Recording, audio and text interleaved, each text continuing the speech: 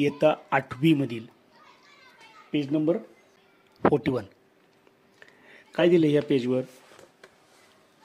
पेजवर दिलेलं आहे संवाद कन्व्हर्जेशन. ह्याच्यामध्ये किती कॅरेक्टर आहेत, किती मुलं आहेत, किती माणसं आहेत आणि एकमेकाला काय बोलतात, त्याच्यामध्ये वापरलेले विरामचिन्ह कोणते आहेत, कॉमा असेल, इन्व्हर्टेड कॉमा असेल, प्रश्नचिन्ह असेल, उद्गारवाचक चिन्ह असेल, ज्या काही विरामचिन्हाचा आपल्याला अभ्यास नाही तोही आपण इथं केला पाहिजे. त्यात सगळ्यात महत्त्वाचं पंक्च्युएशन नावाचा एक प्रश्न, त्याच्यामध्ये वाक्यामध्ये आपलं विरामचिन्ह वापरून वाक्य तयार केलं पाहिजे. अशाही प्रकारचा परिचय यातून आपण शिकलं पाहिजे. त्यातल्या त्यात संवादामध्ये काळ कोणता वापरला जातो, कसा वापरला जातो आणि बोलण्याचा जो रिदम असतो त्याला इंटोनेशन सुद्धा आपण वेगळ्या भाषेत म्हणूया, तो कसा ठेवलेला आहे हे बघायचं. आता एक्सक्यूजेस अ स्किट, सुरुवातीला जे काही दिलेलं आहे ते कॅरेक्टर काय दिले की रितेश अ स्कूल. कॅरेक्टर किती आहेत, कॅरेक्टर्स म्हणले का, म्हणजे चरित्र किती आहे ह्याच्या पाठामध्ये, रितेश आणि मिसेस सेन. हे कोण आहे, हा आहे स्कूल स्टुडंट आणि त्याच्यानंतर हिज क्लास टीचर है ना, असे दोघंच आहेत. आता रितेश हे दोघं आहेत हे आपण इथं दाखवलं नाही स्क्रीनवर. इथं पहिल्यांदा रितेश बोलतो काय, रितेश काय बोलतोय की वर्गामध्ये एंट्री करतोय. तो वर्गात एंट्री करण्याच्या अगोदर जो काही शब्द बोलतोय तो बोलतोय रितेश. आता हे जे दिसते, हे जे दिसते ना त्याच्याकडे थोडं लक्ष द्यायचं. हे जे दिसतंय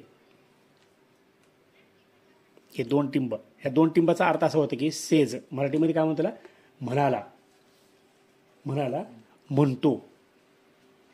म्हणतो.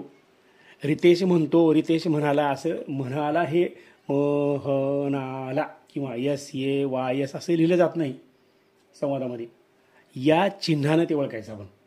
आता या चिन्हाला काय म्हणतात, सगळी विरामचिन्ह, त्याची नावं, त्याचा उपयोग काय केलेला आहे दुसऱ्या व्हिडिओमध्ये या चॅनलवर टाकलं आहे मी, तो बघायचा. Ritesh says may I come in madam, है ना. आता हे जे मे वापरलं आहे,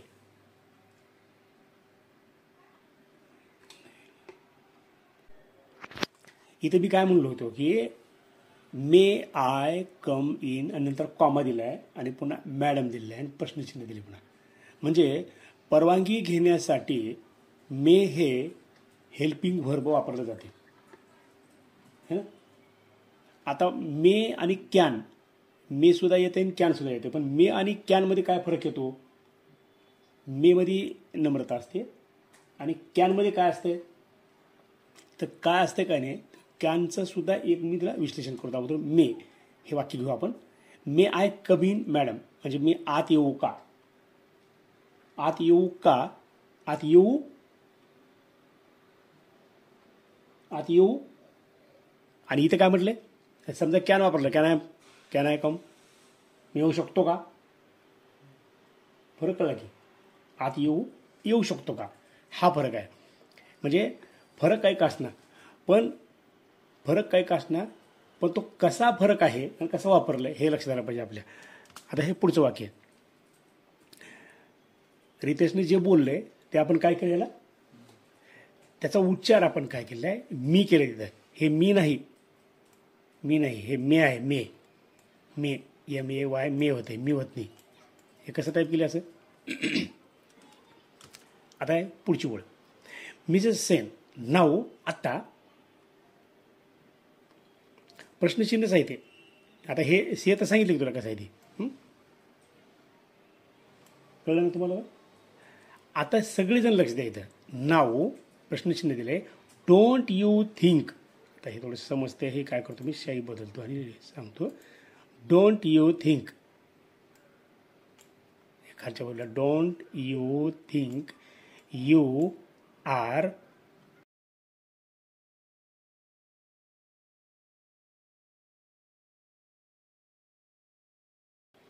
प्रश्नचिन्हच आहे ते. आता हे सी तर सांगितलं की तुला कसं आहे ते, कळलं ना तुम्हाला. आता सगळेजण लक्ष द्यायचं. नाऊ प्रश्नचिन्ह दिले, डोंट यू थिंक. आता हे थोडंसं समजते, हे काय करतो मी शाई बदलतो आणि सांगतो. डोंट यू थिंक, खालच्या बाजूला डोंट यू थिंक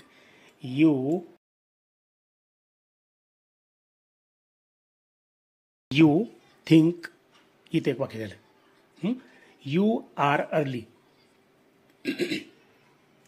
आता कधी कधी असं वाटतं की हे दोन जे यू वापरले तर मग दोन्हीचा अर्थ वेगळा होतो का? निश्चितच दोन वाक्य आहेत तिथं, पण आपल्याला आता कधी कधी कसं वाटतं की एक दोन दोन कसं काय वापरलं कडे, वाचताना असं वापरलं पाहिजे. डोंट यू थिंक, तुला वाटत नाही का? थिंक म्हणजे काय? विचार करणे. थिंक म्हणजे विचार करणे. पण विचार करण्याचा दुसऱ्या बाजूने सुद्धा आपल्याला म्हणता येते की वाटत नाही का, मला वाटलं, मी विचार केला, है ना. तसं थिंक, तुला वाटत नाही का? डोंट यू थिंक, इथं का नाही बरं का, तुला वाटत नाही, तुला वाटत नाही, तू लवकर आलास. You are early. अर्ली म्हणजे काय? लवकर. परवानगी आत येण्याची आणि त्याच्यावर त्यांच्या क्लास टीचरची प्रतिक्रिया अशी आहे.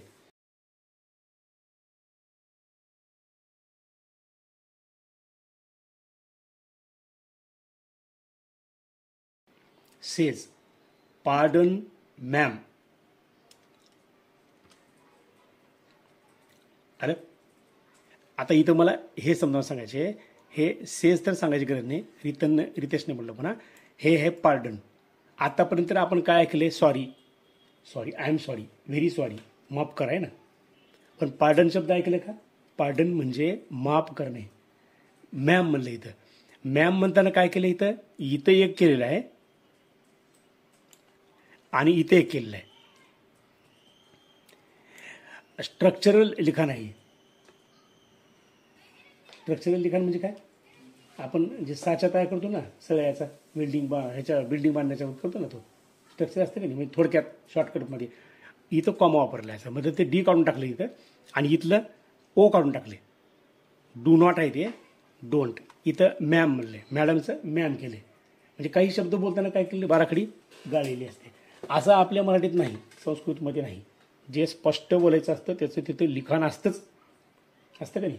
कॉमा असेल तर कॉमा असतो, रफार असेल तर रफार असतो. रफारसुद्धा म्हटलं पाहिजे आपला, म्हणतो का रफार नाही. आता तिथं वर्ग लिहिलं आहे, नुसतं वर्ग म्हणतो का? अर्क असतो का नाही. अर्क, कवर रफार असतो वरच्या बाजूला. रफार वाचतो का नाही आपण? रचे सगळे प्रकार असतात तिथे लिहिलेले असतात. अनुस्वार सुद्धा आपण काय करतो? 3-4 प्रकार वापरतो का नाही. कुठं म आहे ना, तसं. माफ करा मॅडम, मला माफ करा. मॅम, पुन्हा प्रश्नचिन्ह दिले. म्हणजे आता पुढं इथं आपण काय करायचं? आता ह्या ओळी वाचायच्या. Mrs Sen, I mean for the second period. Mean हा जो शब्द दिला इथं, या मीनला थोडं समजून घ्यायचं अजून एकदा. हे जे मीन आहे ना, मीन म्हणजे काय? आता हे मीन म्हणजे खरं तर की नाही अर्थ असणे. म्हणजे नेमका अर्थ काय माझ्या म्हणण्याचा? मिसेस सेन म्हणाल्या, आय मीन माझं म्हणणं की second period, for the second period. हे फॉर काय आहे? हे फॉर आहे प्रिपोजिशन. प्रिपोजिशन म्हणजे काय? शब्दयोगी अव्यय. शब्दयोगी अव्यय काय करतोय? एखाद्या कर्त्याच्या क्रियेची दिशा दाखवते. उदाहरण काय होते? एक उदाहरण असं की मी झाडावर चढतो, है ना. एक वाक्य, मी झाडावर चढतो. क्रिया कोणती आहे? चढण्याची. कर्ता कोण आहे? मी. आणि त्याची दिशा कुठं आहे? वर, झाडाच्या वर. म्हणजे निश्चित त्याची जाण्याची दिशा ठरवणारा शब्द म्हणजे कोण? शब्दयोगी अव्यय असतो. झाडाच्या पलीकडे थांबला बरं का मी, म्हणतो का नाही, असा हा शब्द आहे तो फॉर म्हणजे काय? करिता, साठी. असे प्रिपोजिशन जेवढे आहेत तेवढे प्रिपोजिशन वापरताना कसा त्या कर्त्याची क्रिया दाखवतो हे आपल्याला लक्षात आलं पाहिजे. नेमकं आपण काय करतो? एखादा धडा वाचतो, त्या धड्यामध्ये जे सांगितले ती माहिती फक्त कलेक्ट करतो, भाषेकडे जास्त महत्त्व देत नाही. देतो का महत्त्व? देत नाही. मग आपल्याला इंग्रजी भाषा शिकायची म्हणजे काय केलं पाहिजे? शब्दाच्या 8 जाती, नामामध्ये कोणते शब्द येतात, सर्वनामामध्ये कोणते शब्द येतात, क्रियापदामध्ये कोणते शब्द येतात, प्रिपोजिशन कोणत्या प्रकारचे असतात, शब्दयोगी अव्यय कोणते, केवळ प्रयोगी अव्यय कोणते, त्याच्यामधले शब्द कोणते, तो शब्द कसा वापरला जाते. आता केवळ प्रयोगी अव्यय कसा असतो? तो आपलं आश्चर्य व्यक्त करायचं ना, भावना व्यक्त करतो आपण. एखादा माणूस मेला, अरे अरे बापरे म्हणतो मी, का असं म्हणतो? हो हो आज थोडीच म्हणतो. विडंबन झालं का नाही? शब्दाचं विडंबन झालं. हे विडंबन होऊ द्यायचं नाही.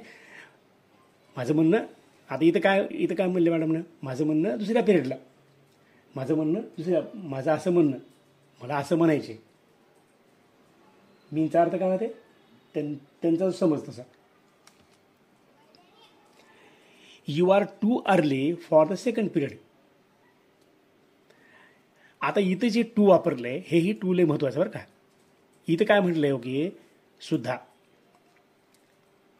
म्हणजे you are too early for second period. आता इथं टूचा सुद्धा देखील असा अर्थ होतो, पण कधी होतो, कसा होतो, इथं होतं का बघायचं आपण. एका शब्दाचे बरेचसे अर्थ होतात इंग्रजीमध्ये, त्यापैकी इथं वापर होते का, इथं काय अर्थ घेतलाय बघायचा. यू आर टू अर्ली, इतकं लवकर आहेस, इतकं, फॉर सेकंड पिरियड, जरा जास्तच लवकर आहेस तू. You are too early for second period म्हणजे दुसऱ्या तासिकेल सुरू व्हायच्या अगोदर आलास तू. Ritesh says, I am sorry ma'am, I am really sorry. आता आपण पार्डन शब्द वापरला पहिल्या सुरूला. पार्डन म्हणजे माफ करणे. मोठ्या माणसांना माफी मागण्यासाठी पार्डन वापरायचा शब्द. मोठ्या माणसांची माफी मागायची आपण, पार्डन. हा पार्डन शब्द कुठं वापरला जातो? नेहमी राजवाड्यात वापरला जातो. राजाला माफी मागताना वापरला जातो. Ma'am, I M.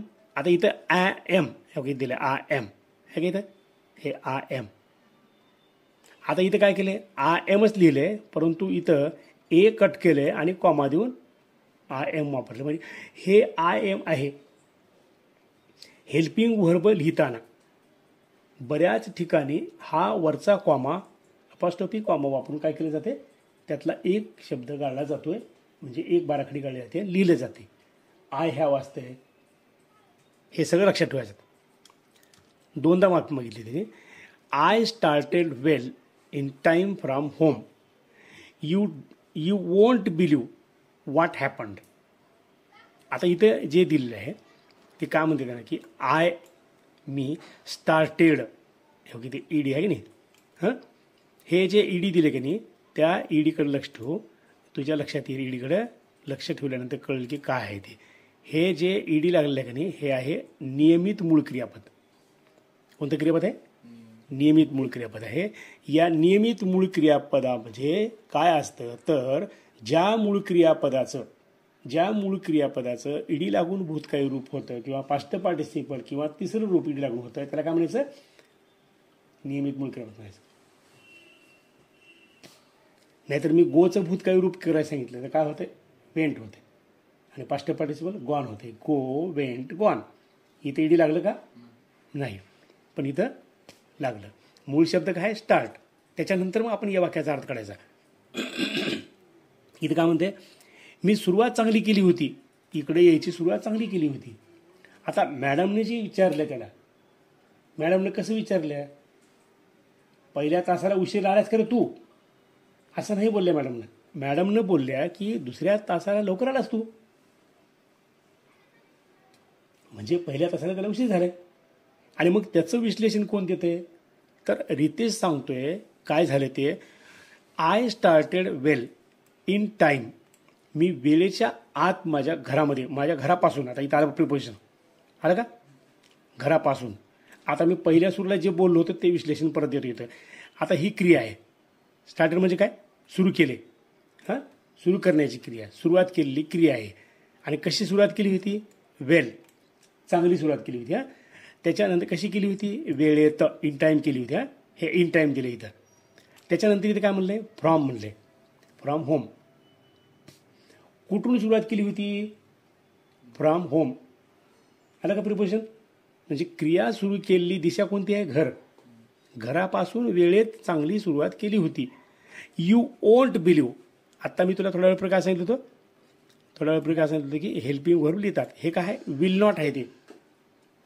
हे जे लिहिले की नाही हे विल नॉट आहे. ह्याला काय केले? वॉन्ट केले. आणि हे बिलीव्ह. बिलीव्ह म्हणजे काय? विश्वास ठेवणे. You won't believe. तुम्हाला विश्वास वाटणार नाही. तुम्हाला विश्वास वाटणार नाही. आता इथे काय म्हणतंय? वाट. आता वाटचा मी जर विचारलं वाट सांगा अर्थ. हां हां काय? इथं काय होतं का? आत्ता अगोदर मी एक शब्द सांगितला होता की इंग्रजीमध्ये एका शब्दाचे बरेचसे अर्थ होतात. तसाच इथं सुद्धा वाटचा अर्थ इथं जे होते. जे घडलं. हॅपन्ड घडलं. आता अजून इथे एक हेल्पिंग मूळ क्रियापद आहे. हेल्पिंग वर्ब नाही सॉरी. ज्याचं भूतकाळ रूप कसं झाले? ईडी लागून झाले. आता परत आपण त्या गोष्टी लक्षात ठेवायच्या की या पाठामध्ये ईडी लागलेले मूळ क्रियापद किती आहेत, ईडी न लागणारे म्हणजेच अनियमित मूळ क्रियापद किती आहेत ते काढायचे आणि त्यांचं भूतकाळ रूप अगोदर पास्ट पार्टिसिपल रूप अगोदर आपल्या लक्षात येण्यासाठी काय करायचं? डिटेलमध्ये त्याच्या स्पेलिंगसहित त्याच्या अर्थासहित वापरायचं आणि मग वाक्य करायचं. आपण पुढची वेळ बघू. आता इथं पुढच्या वेळीत काय सांगितलं? मिसेस सेनमत आता इथे जे केले का त्यानं? बर असं आहे का? म्हणजे त्याचं पूर्ण वाक्य ऐकलं हां आणि त्या काय घडलं तो जो मग रीते सांगतो काय घडलं हे सांगतोय त्याच्या म्हणण्याकडं मॅडमचं मन गेलं आणि काय म्हणलं असं आहे. आणि इथं काय म्हणलं? आता मग इथं कॉमा दिलाय. हे वी आहे. वी नंतर काय येते? तर वी विल सी. आपण बघू पाहू. हां let us here. Let us here the story first.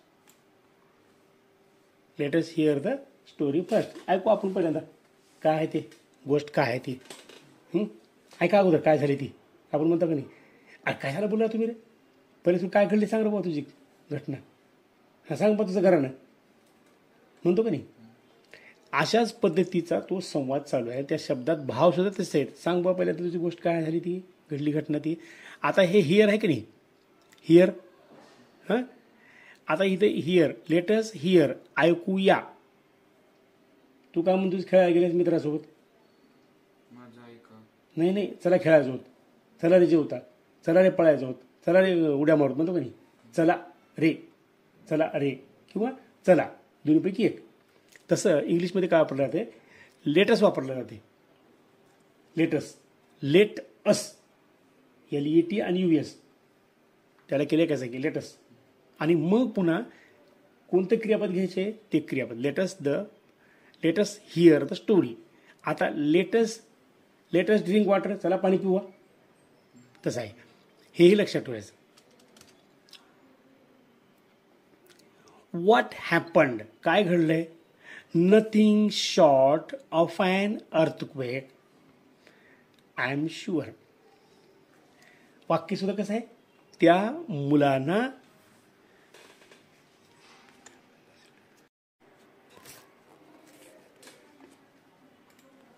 आता इथं काय म्हणले त्यांनी? इथे एकदा परत लक्षात ठेवायचं काय म्हणले? व्हॉट हॅपन्ड काय घडले? काय झाले? Nothing short an earthquake. आता इथं दोन गोष्टी शिकायच्या बरं का. ह्याच्यामध्ये एक गोष्ट काय शिकायची तर इथं अर्थक्वेक आहे.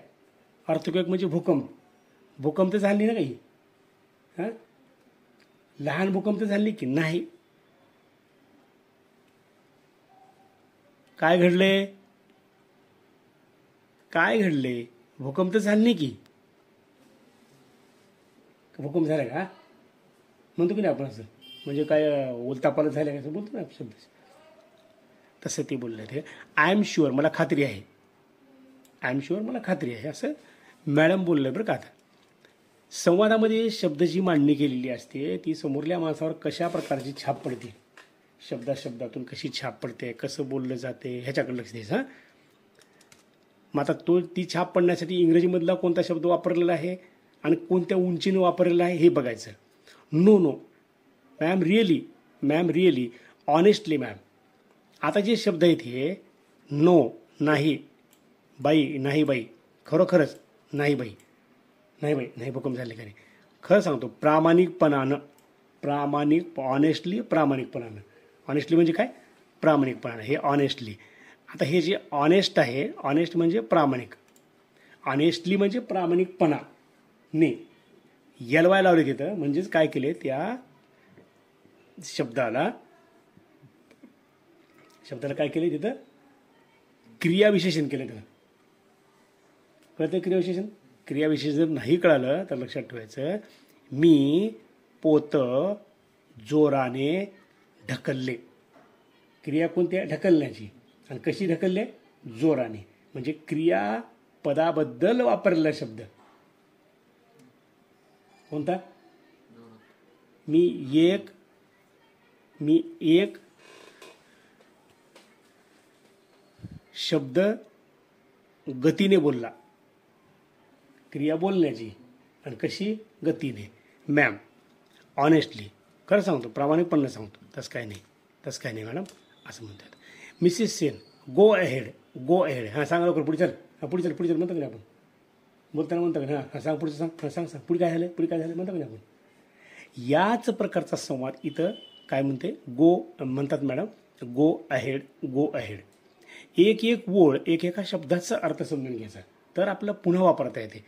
आता ज्यावेळेस आपण 10वीची प्रश्नपत्रिका काढतो, 10वीच्या प्रश्नपत्रिकेमध्ये आपल्याला काय अपेक्षित आहे, म्हणजे पूर्ण भाषा आपल्याला आली पाहिजे की नाही. भाषा म्हणजे मराठीची आली, या शब्दाचा वापर, त्या शब्दाचा वापर, या रूपाने वापर, त्या रूपाने वापर, आहे की नाही. तसं इंग्रजीमध्ये सुद्धा आपल्याला वेगवेगळ्या प्रकारचा शब्द वेगवेगळ्या रूपाने वापरता आला पाहिजे. मग यासाठी काय केलं पाहिजे, इथं दिलेल्या प्रत्येक संवादामध्ये कोणता शब्द वापरला आणि कसा प्रकारचा वापरला आहे, तिथं विरामचिन्ह कोणती वापरले तर आणि लक्षात ते पुढे येते.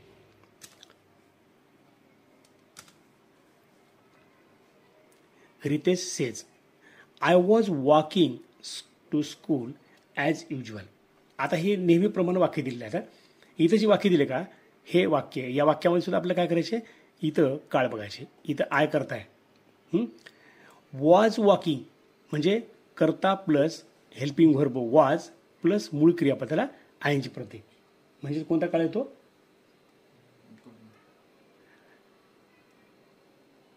कंटिन्युअस पास्ट टेन्स किंवा इनकम्प्लीट पास्ट टेन्स किंवा progressive past tense.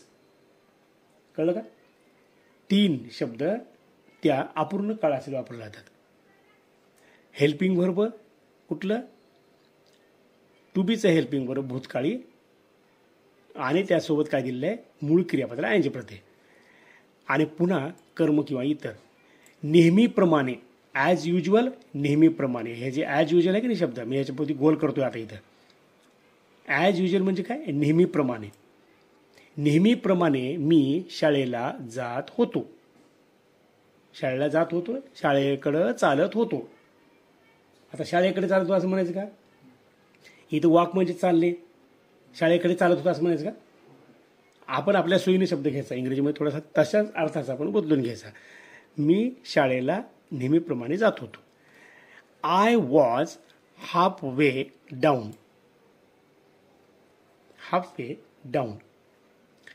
The narrow lane that leads to the market. आता इथं शब्दशः अर्थ काढणार म्हणजे काय, अरुंद.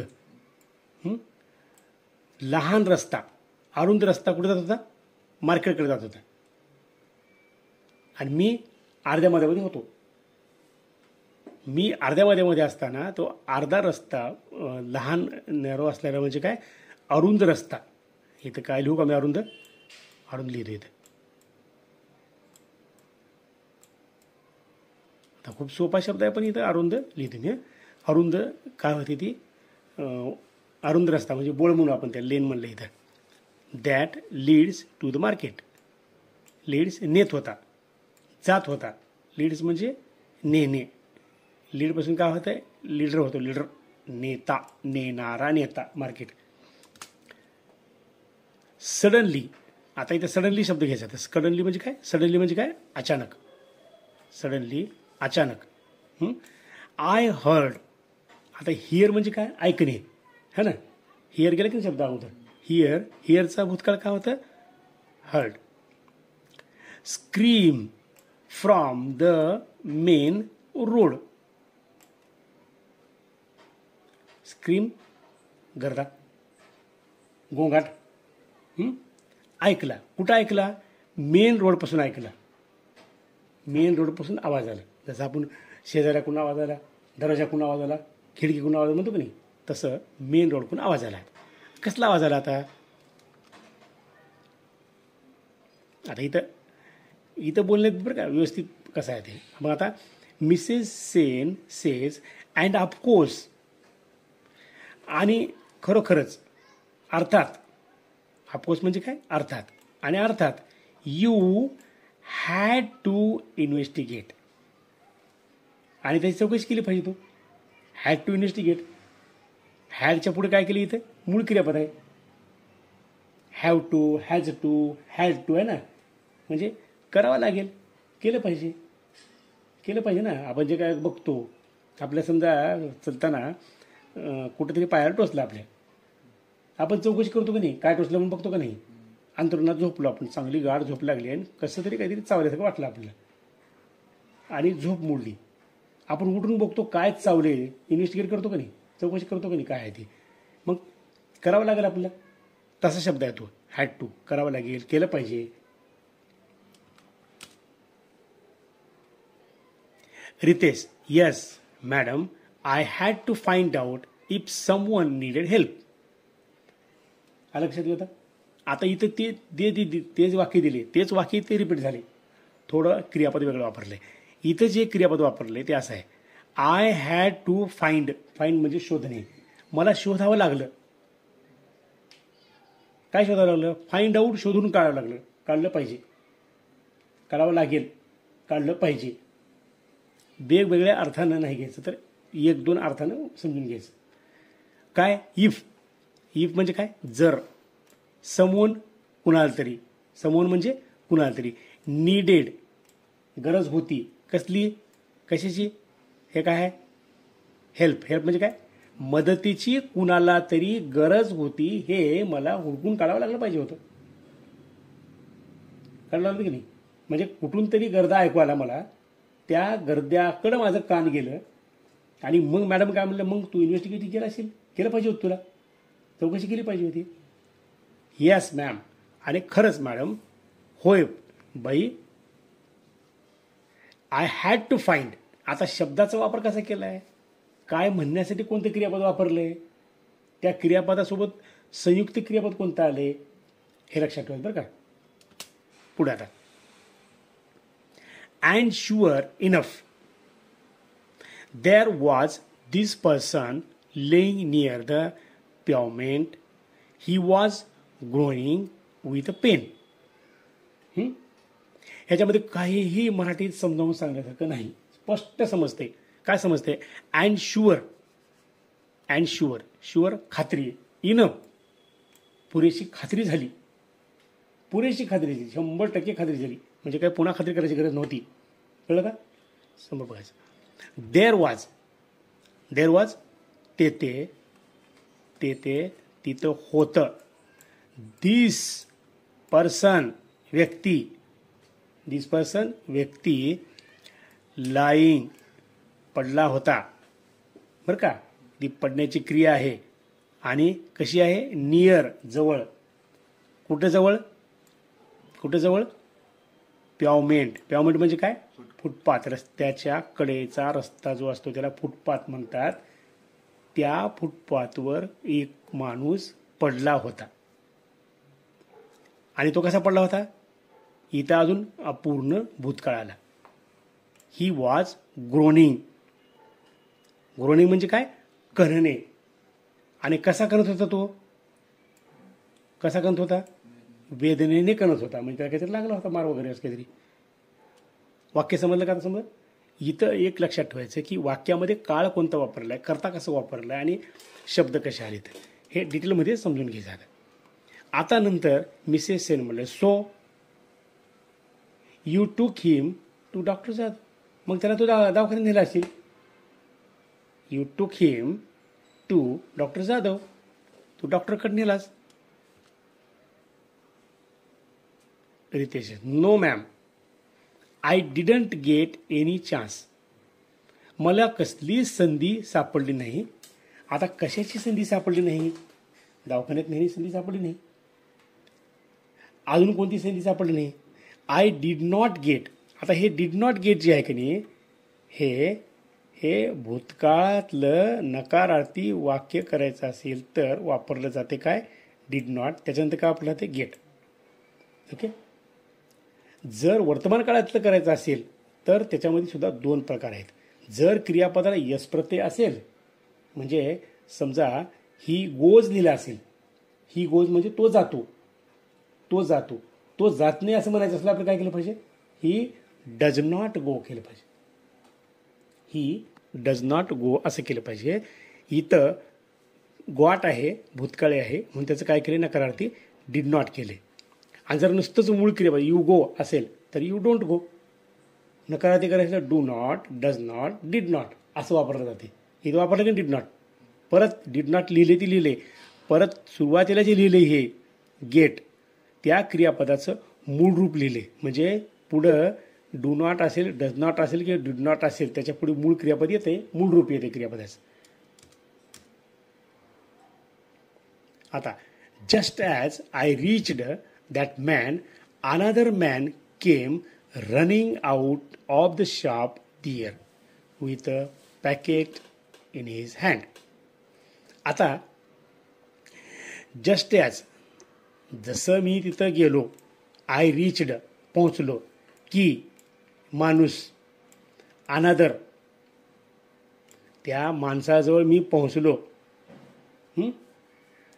अनादर मॅन, अनादर मॅन दुसरा माणूस, केम, केम आला. कसा आला? पळत. कसा आला? पळत. आऊट बाहेर. कशाच्या बाहेर आला? ऑफ द शॉप दुकानाच्या. देअर तेथे, त्या दुकानाच्या बाहेर आला. With a pocket in his hand, त्याच्या हातामध्ये एक रिकामा पॉकेट, रिकामं भरलेलं कसलं तरी पॉकेट घेऊन आला. तो रिकामा नाही इथं, रिकामा शब्द नाही इथं, चुकून आला. With a pocket. हे पॅकेट केलं का पॉकेट आहे? पॉकेट येते की इथे POCK. कसं टाईप केले? And the shopkeeper also ran out shouting चोर चोर कॅच हिम.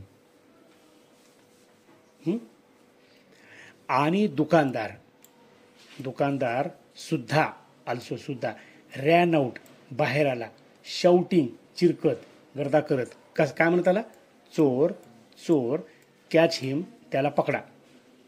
चोर चोर, पकडा त्याला, पकडा त्याला, पकडा त्याला. चोरी झाल्यानंतर चोर पळताना काय बोलला होता तसं ते शब्द घेतं. आता ते चित्र आपल्या समोर आणायचं म्हणजे आपल्याला समजते. आता इथं मात्र काय करायचं माहिती आहे का? इथं काय केले? रनचा भूतकाळ ran, run ran run. Catch मूळ क्रियापद आहे इथं. कॅचचा भूतकाळ कॉट. इथं हे नियमित मूळ क्रियापद, हे अनियमित, हे अनियमित. असे अनियमित आणि नियमित मूळ क्रियापद सुद्धा कसे वापरले ते लक्षात घ्यायचं. मिसेस सेन, अमेझिंग, आश्चर्यच आहे. Quite a handful for you to deal with and